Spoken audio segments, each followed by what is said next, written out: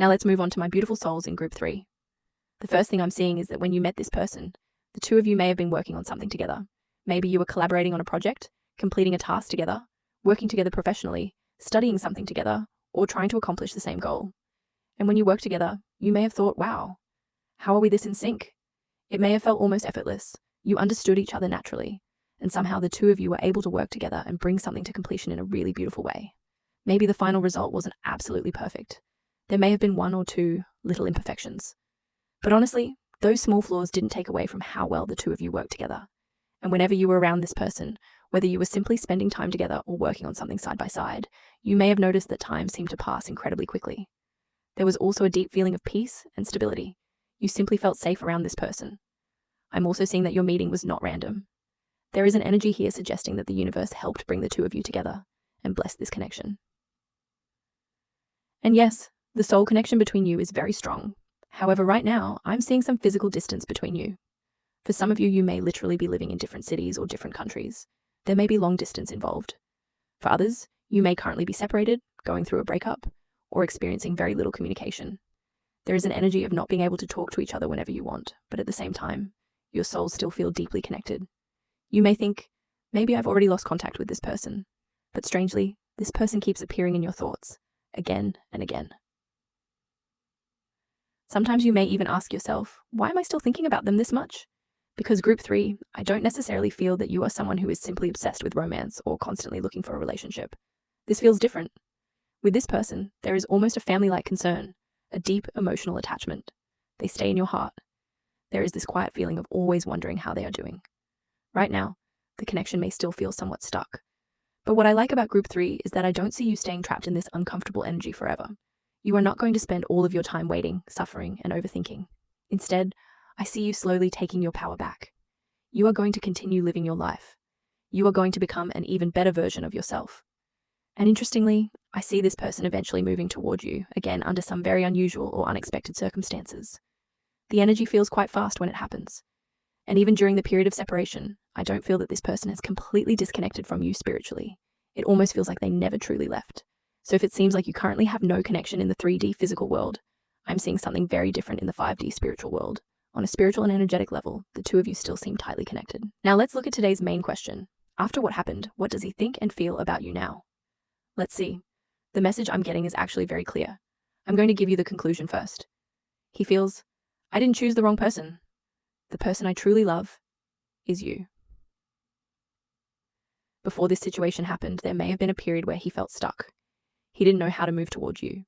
And for some of my group 3 souls, your person may have had other relationships, other choices, or other responsibilities surrounding him. Now, when I say third-party energy, please remember that this is a collective reading. A third party does not always mean another romantic person. For some of you, it could have been work, family, children, responsibilities, a marriage, another relationship, career pressures, or simply another situation that demanded all of his attention. There may have been many different things interfering with this connection.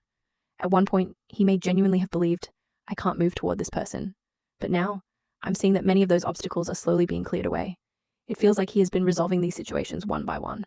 Things that once worked against your connection may now be transforming into something that actually supports him. And because of that, after what happened, he is becoming much more willing to take the initiative and move toward you again. Why? Because the way he sees you now is very different. Out of all the people around him, you stand out. You are the one who feels different. There is a saying, beautiful faces are everywhere, but truly fascinating souls are rare. And that is exactly how he seems to see you. He is fascinated by your soul. There is something about you that feels incredibly unique to him. And again, I'm getting that family-like feeling. He may even wonder, were we family in another lifetime? Have we known each other before? He may feel like this relationship began long before the two of you met in this lifetime. Because from a logical point of view, the two of you may seem like people whose lives should never have crossed. And yet, when you met, there was this immediate spark, a powerful recognition, an instant appreciation, a feeling of, why do I feel like I already know you? And what is especially beautiful is that as this connection matures, I don't see his feelings becoming boring or routine. Actually, I see the opposite. Because of you, he may be willing to do small romantic things that he normally would never do for anyone else. Things that are completely outside of his usual personality. Little gestures, little surprises, little moments of tenderness. And these romantic feelings became even stronger after what happened. Something seems to have clicked inside him. A realization. Almost like, no, I cannot let this person disappear from my life. Even if things are stuck right now, even if he cannot immediately move forward, there is still a very strong feeling of, I can't let you go. So when I look at his feelings toward you now, I actually see them becoming stronger. The more he thinks about you, the more positively he sees you. The more time passes, the more his feelings seem to grow. Now let's see the 3 messages this person wants to give you right now. The first message is, I hope that one day you can forgive me. Wow. What is going on with groups 1, 2, and 3 today? Every group seems to have a story. There is regret here. There is sadness. There is a lack of confidence. And he is saying, I hope one day you can forgive me. The second message is, I wish I could take back the things I said to you. For some of you, there may have been an argument, or maybe there wasn't necessarily a huge fight, but he said certain things that he now regrets. Maybe he spoke from anger, fear, pride, pressure, or emotional confusion. Whatever happened, he now feels, I shouldn't have said that. And if he could go back, he would want to take those words back. There is definitely regret here. And the third message is, you speak to me through music. This is very interesting. For some of you, maybe the two of you used to send each other songs, music videos, playlists, or certain pieces of music. But even if you never shared music directly, this message can still apply. Maybe he suddenly hears a song somewhere and immediately thinks of you. Maybe he hears an artist you once mentioned. Maybe a song comes on that reminds him of a memory between you. Maybe the lyrics suddenly make him think, this feels like something they would say to me. There is an energy of him feeling your presence through music. And yes, there is definitely still longing here. He misses you. Now let's look at the future energetic connection between person A and person B.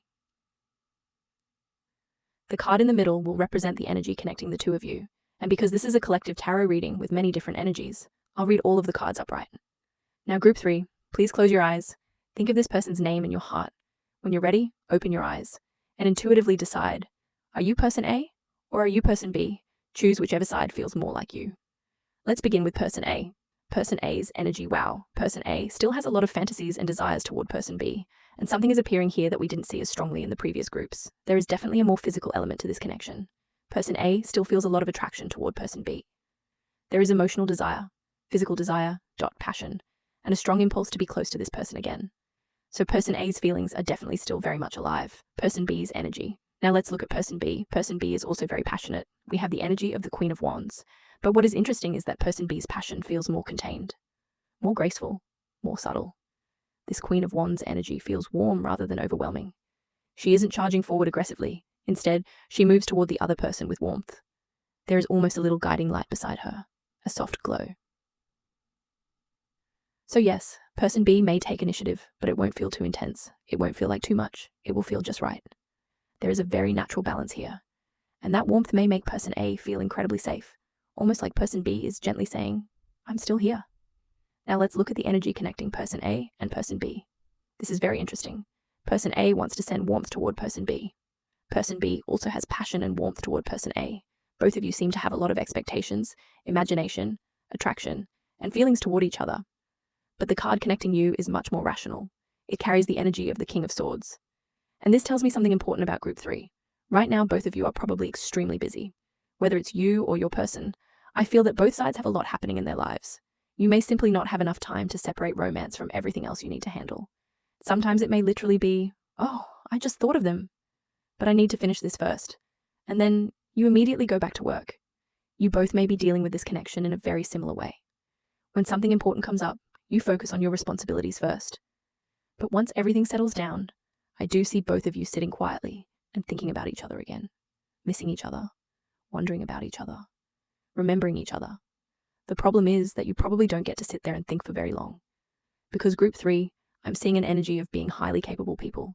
And when you are capable, people tend to give you even more responsibilities, more tasks, more problems to solve, more people asking for your help.